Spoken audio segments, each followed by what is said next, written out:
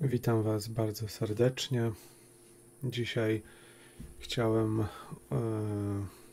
przytoczyć jedno z pytań, które zadaliście księdzu Adamowi Skwarczyńskiemu i jest tutaj, zaraz będzie jego odpowiedź odnośnie konfliktu w Izraelu, a zaraz po tym jeszcze jego dopowiedzenie na ten temat. Pytanie brzmi tak. Jak ksiądz myśli, czy konflikt rozleje się z Izraela na Europę? I odpowiedź księdza Adama. Gdyby tylko. Na cały świat. To już jest wstęp do III wojny światowej, której wybuch dla wszystkich będzie wielkim zaskoczeniem. Żydom nie pomogą czerwone jałówki. Skoro Bóg powie stop, już nigdy nie zobaczą ziemi, na której się osiedlili, w jej dzisiejszym kształcie. Słynny wizjoner bawarski Alois Immayer 1894–1959 twierdził, że zamieszki będą ogarniać kolejne kraje, aż staną naprzeciwko siebie na Morzu Śródziemnym dwie najpotężniejsze floty. Podczas nadzwyczajnej konferencji pokojowej zostanie zamordowanych 3 ważnych ludzi. Gdy padnie ten trzeci, nikt już wojny nie powstrzyma. Będą ją zapowiadać znaki na niebie. Jednak ludzie je zlekceważą. I teraz jeszcze przejdźmy do nieco szerszej wypowiedzi na ten temat jeszcze księdza Adama. Zapraszam Was bardzo serdecznie do wysłuchania całości. Można przypuszczać, że Żydzi przygotowują już się bardzo konkretnie do nadejścia Antychrysta. Chcą mu przygotować tron, chcą mu przygotować świątynię. Na ile im będzie dane ją wybudować, to tylko Bóg wie. Ktoś mówi, że tylko do połowy zdążą. Zobaczymy. Jak pożyjemy, to zobaczymy. Ale o tym myślą, o tym marzą i na to się nastawiają. I teraz sprowokowali, może powiem inaczej, urządzili całą tę inscenizację napadu na swój kraj w tym celu, żeby mieć pretekst do starcia ze światem muzułmanów. Jeżeli do tej wojny nie doprowadzą, to nie będą mieli pretekstu, żeby zburzyć kopułę skały w Jerozolimie, wybudowaną na miejscu, gdzie Abraham składał ofiarę z Izaaka i gdzie dawniej była ich świątynia. Z czasów jeszcze Salomona, początek jej był.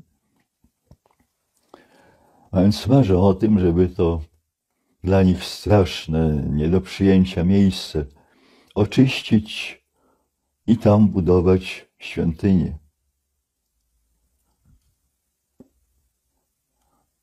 A Hamas jest opłacany z tej samej kieszeni złotem żydowskim, którym utrzymywany jest przy życiu Izrael. Czyli to wszystko jest, jak to się mówi, na tyle grubymi nićmi szyte, że ludzie powinni się zorientować i nie ulegać tej propagandzie.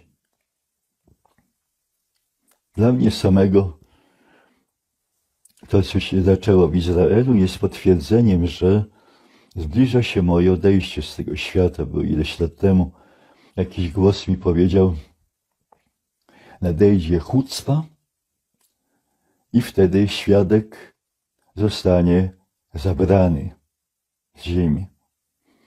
A słowo chucpa żydowskie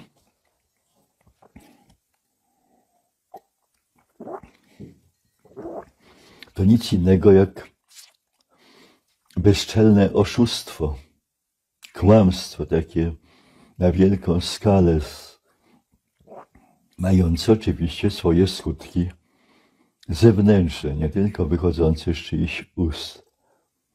Więc to, co dzieje się w tej chwili w Izraelu, to jest ogromna chucpa. Gdy więc pojawi się na ziemi antychryst, to jest w Bożym planie, i będzie chciał udawać Jezusa, i będzie przyciągał do siebie swoją postawą, swoimi fałszywymi cudami, których moc otrzymał od szatana. Będzie pociągał całe masy, wśród nich nawet i biskupów pewno, księży. Pan Jezus powiedział: nie idźcie za nimi, za tymi, którzy będą próbowali mnie, użyję tego słowa, małpować.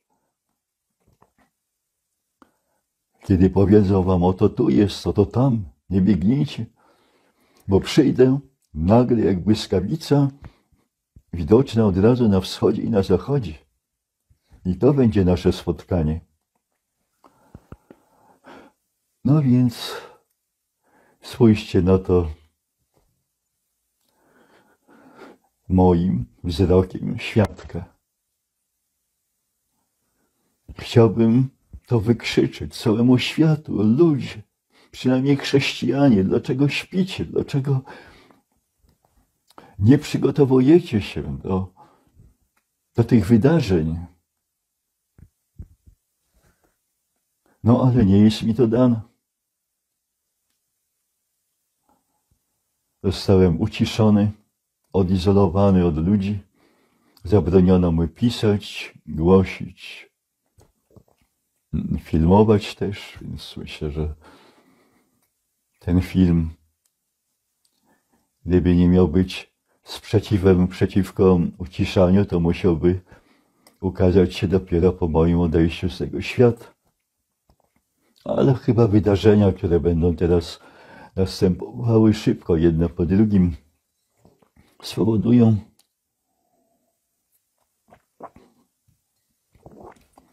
że także i mój biskup, który na szczęście przemilczał moją broszurę, list, nie będzie miał nic przeciwko temu, żeby to dotarło do publicznej wiadomości.